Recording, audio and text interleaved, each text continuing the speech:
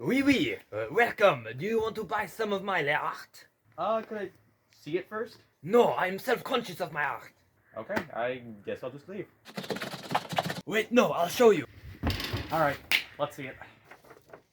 Oh, cute cat! It's a giraffe.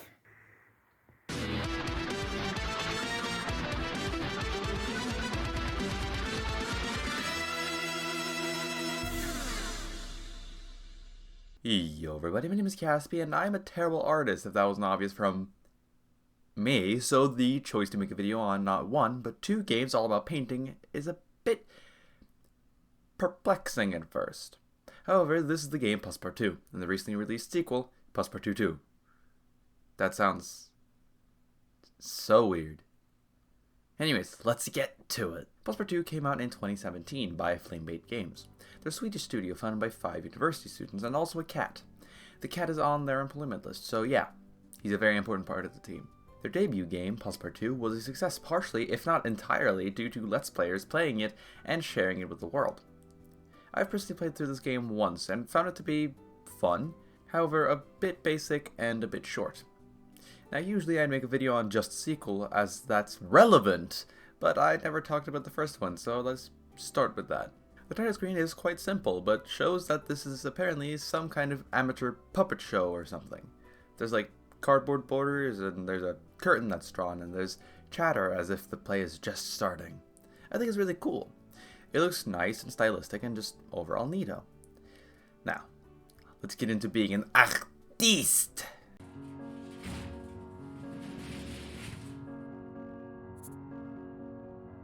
It is time for a painting. Click on the easel and get to painting. It's a very simple game and the drawing tools at the start are a great example of this. You have some colors and a single type of paintbrush. Go! Get on with it! Get a move on! So I did. I painted this tree with a man sitting next to it. How fun! Now I can set it up and name it something super fun. It's nice and sunny and colorful. I guess I'll name it Morning of Despair. Now people will come to purchase it from me. Ah, yes, George. I would gladly let you buy that for a whole €74. A lot for my first painting. Sick. If you'd like, you can also barter with the price. I think this is a nice part of the game as it allows you to decide the price yourself. At least partially. Don't like the price? Bump it up. Be careful though, as bartering too much will push the price down. It's a risk-reward system and I adore it. Next I will do a little character portrait. Perfect. I'll name him Jarvis. That's just about as emotionally impactful as that previous one. The general art style is very simplistic yet fun. Passpartout himself has a very simple design, and the world around has a neat cardboard style with the night sky of Paris and the brick walls of this here garage. Whilst I was talking about how the game looked, I whipped up another masterpiece. The Maze of Life, a story of pain. It's Garfield. It's just Garfield. I drew Garfield. I also love the Garfield. This is why I drew him. That's the same drawing again, but worse. Oui. Oui, oui. Oui, oui. I miss Bonaparte. The thing about this game is that I can't talk about it much. Because you paint some paintings, and then you sell them. Then you get critiqued. Then you progress. Yeah, it's fun, but it's hard to talk about for this dang video. A little bit through, you get the spray tool. That's neat. Then you get this fine line stabilizer tool. I never used it. You get a fancy art gallery, and then a fancier one. Whoa! So yeah, this game is very simple, but that's good. It's simply a relaxing time where you listen to the gorgeous piano music and just draw. If you don't like drawing, you probably won't like this, sure. But as it happens, I do like to draw, even if I'm not good at it. I found it fun to paint the fun little details like Passpartout himself moving around in the background and the scenery becoming more and more lifeless. Clearly the devs have their opinions on commercialization. So let's talk about the sequel! I also have the sequel to my painting. Hey, maybe it'll actually look like a giraffe, and it's the same drawing again. Look! Motherfucker. You're a genius! Do you like it? Like? I love it. the artistry and the craft.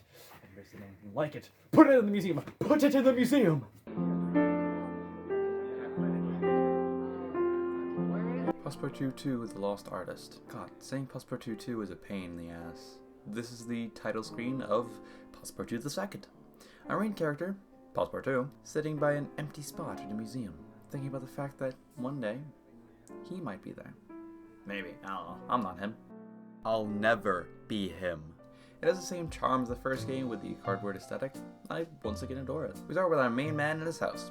We can paint on this canvas, technically, but with only a shitty pen and newspaper, it's hard to do anything with it. We finish our masterpiece in massive fucking quotes and chuck it to the fire, I think. It's pretty safe to say he's not doing too hot. Minus the fire, of course. Get it? Because it's hot, the fire's warm.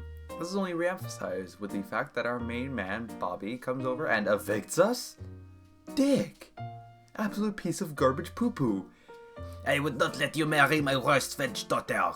Okay, well, let's go to the docks and get driven back to the mainland.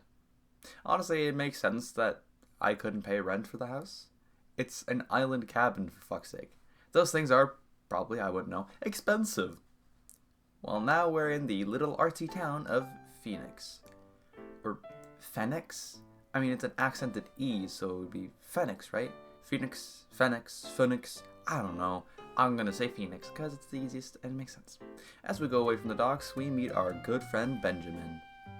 As you may have noticed, this game is quite different from its predecessor. You move around an actual map. Gasp! Actual gameplay? This is heathenness! No shade on the first game, but it was quite simple. Simply being a basic drawing game. This is an adventure game with the main hook being painting stuff for people.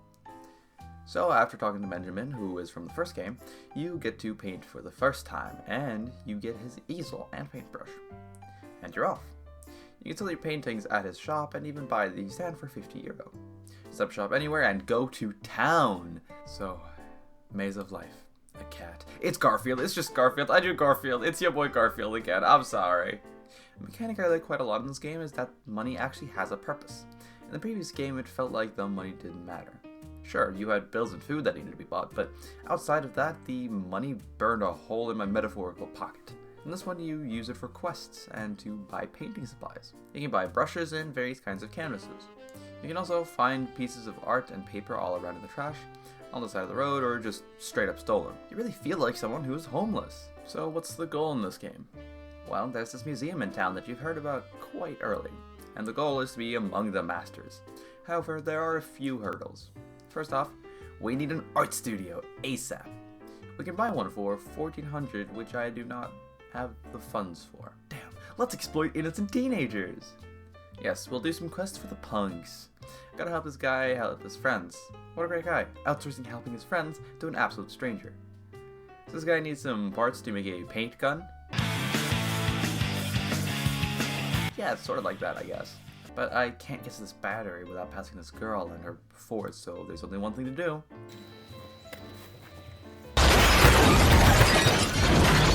There we go. Easy. Get the battery, get the gun, talk to Smell. Yes, that's the same. Get 3 canvases. What do you not understand with homeless? And indeed of a house. I can't pay rent with canvases. Je te déteste, putain de merde. I guess we'll get money another way. You! Give commission. Give money. Haha. Scammed. Well, still don't have money. I guess if I get 6 tools to my name, I could get to the business people. They always want commissions. I'm a genius. Draw a car. Nice. Draw a t-shirt. Nice. And draw a printer. Nice. Now I have the money and can buy my new art studio. Benjamin then wishes to talk to us, but we're too famous for him. Okay, maybe not. Let's just go talk to him. He tells us he has a ticket to the museum and that we should go talk to the curator. However, the curator is a cruel man. Don't look into his eyes. Don't displease him with your art. Create a masterpiece. So okay to this. Pretty snazzy, right? I think I get out to the art museum personally. Let's just say he didn't like it to move on. Yeah, I know, Benjamin. I'm a failure. What is that you say? If I simply get the aristocrats to love me, so would the curator? Thank you, my boy. Thank you. We go to this Shakespeare-looking dude that no one really likes, and he tells us we need to have 2,000. I spent like $1 billion to get a new studio, and I did it. I'm rich now, I guess. Then we go on a grand quest where we assemble the pieces of a sword and use all the 2,000 euro. What? I've been scammed, but I guess I can pass now. Then we get all of these rich people who vouch for me, so the richest of the rich people will respect me. She then tells us to paint my masterpiece, so the most respected art critic can come and tell us, good job, you did it, you're pretty pog. So, create a little blue guy with a blue little window and a blue Corvette, and everything is blue for him and himself and everybody around, and you get it. The critic comes and gives it a fantastic review. Yes, finally. My art can be in the museum. I go back to the curator using my new epic platinum ticket to get in, and our painting gets put behind this curtain so there could be a grand reveal. Let me just go take a quick piss. Oh my god, it's already been stolen? Great. Ugh, whatever. I can't be bothered to talk to the thief yet. I'll just go down to the docks and hey! It's our best boy buddy pal, Benjamin. Apparently his shop's been taken over by capitalism. So he's back painting on the streets, but wow. This painting? It's absolutely marvelous. Better than anything I could ever make. If anything, he should be in the museum. He even gives me the painting. How kind of him. Thank you, Ben. You'll always be in my heart. Alright, let's get this thief guy. He was apparently forced to steal it by another punk. I'm so tired, man. Just let it go. And so, I stand in front of the empty spot, ready to put up my painting and for it to be revealed any minute now. But I also get the option to put up Benjamin's painting. I mean, it's magnificent. The painting I said was better than anything I could ever make. The one I said deserved to be here more than my own. Maybe that should go in the museum. Nah. I deserve this. I've worked harder than him. I love capitalism. And that's Passpartout too. No credits. Nothing. Not even a boot to the title screen. As far as I'm aware, this is the end of the game, and there's nothing more to do. I mean, there's one more quest where you pay some glasses, but that's it. I mean, I guess it works. It's fine. It just feels strange. Oh. I thoroughly enjoyed this game. I've played it all the way through twice now. Or you could also say I've played Passpartout 2 times now. I like the Aka Jazza mode, which is a reference to an art YouTuber called Jazza who played the first game. It doesn't change anything but the character model and some dialogue, so whatever. But this is a fun game. I do quite like it. So far, it's pretty high up on my pretty neat games of 2023 list. Only beaten out by Hi-Fi Rush, which I will mention at every opportunity I get.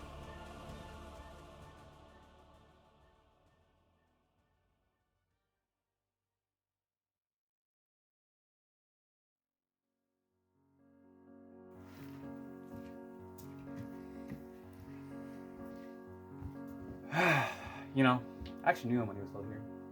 Yeah, me too. He killed someone.